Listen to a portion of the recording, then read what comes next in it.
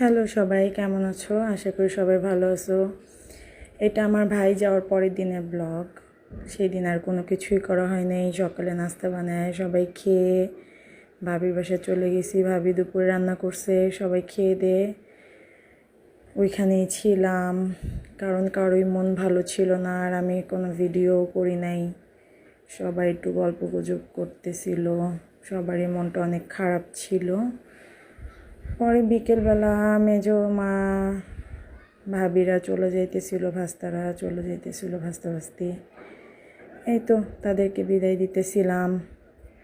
তারপর আর কি আমরাও পরে রাতে ভাবিদের ওইখানেই খাওয়া দাওয়া করে বাসায় চলে আসছি। সবারই মনটা অনেক বেশি খারাপ ছিল, এর জন্য আর কোনো ভিডিও করা হয় নাই। যাই হোক, তোমরাও ভালো থেকো, আর আমার চ্যানেলটা সবাই তোমরা ফলো করো। আচ্ছা, আল্লাহ হাফেজ।